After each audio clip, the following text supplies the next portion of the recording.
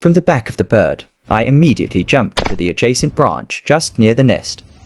The bird flew again when it saw a beetle from a distance. I approached her nest and saw 3 eggs that were as big as me. At that moment, my stomach growled again.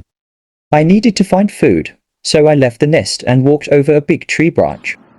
I'm like an ant walking on it. My stomach continued to growl. I was very hungry, so while I was walking, I prayed to God that I would find food. I was truly blessed at that moment, because when I reached the end of the branch I was walking on, I saw a bunch of fruits of the tree that were just ripe. Even though I haven't tasted it yet, I can already taste its deliciousness. Thank you, Lord, and you heard my prayer. That's all I said while looking up. I picked a ripe fruit and ate it. Because of its size, I can't eat a whole piece of fruit because I'm already full. After eating, I walked to the branch again. I stopped walking when I got to the part of the branch where a beautiful view could be seen.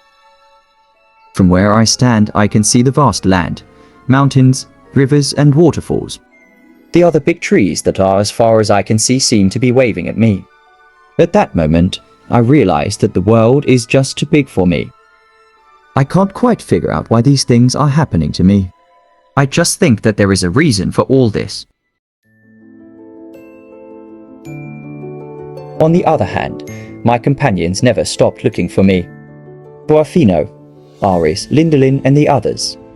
You can see a lot of concern on their faces. From the big tree where they spent the night, they walked under the towering grasses. I found a way here, Eshbel said when he saw the long thing in the middle of the grass. Come on, we'll pass through here, he added. And they all followed. While they were walking on the said road, Lindolin immediately stopped. I seem to have noticed something strange about the road we took, Lindolin said, while observing the way they were walking. Yes, I think this road seems strange, Aris added. Wait a minute, brothers. Dwarfino spoke, at the same time as giving the signal to stop. Don't move, he added. And they all stopped and did not move. They noticed something in those moments. The movement of the road where they are standing. Aris immediately drew his sword, as well as Sardim, Eshbel, Argo and Obed. Everything is ready in case the enemy comes. Later, they saw the end of the road. It rose and quickly came back towards them. And the head of a large snake appeared in front of them, and they jumped together on the grass in great fear. The road they thought they were walking on turned out to be the back of a long python that roamed the jungle. It immediately moved away and left the little creatures who were still pale from shock and fear. They looked at each other and then they all laughed together.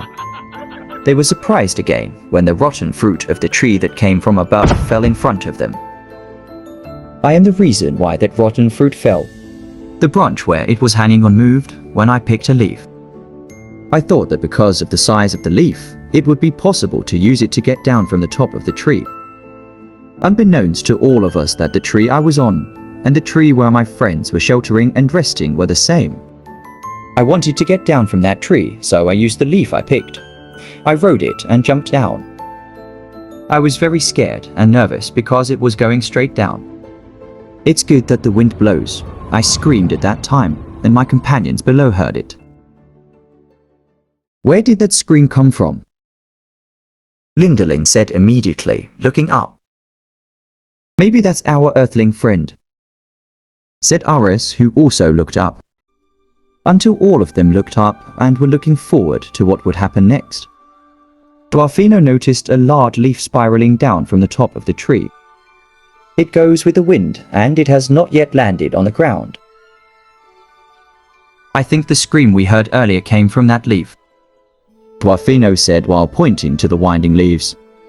Lindolin immediately made a way. Because of his ability, he spoke to the wind and it followed him. The leaf I was riding on was carried by the wind towards my friends.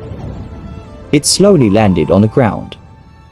Because I was so scared, I closed my eyes, especially when the leaf was spinning while it was still up.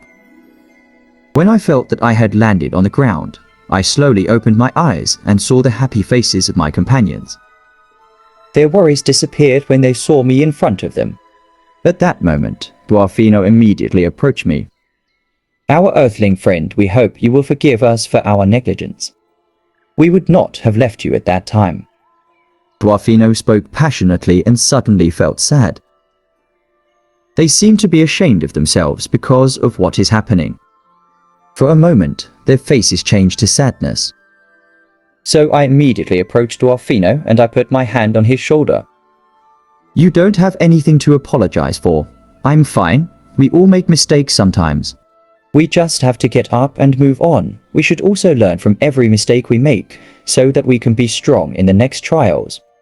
What's important now is that I'm here." These are the words I spoke to them. This time, they came up to me one by one and tapped me on my shoulder. This indicates that they agree with what I said. The joy returned to their faces. "Now, where do we travel next?" Sadim asked.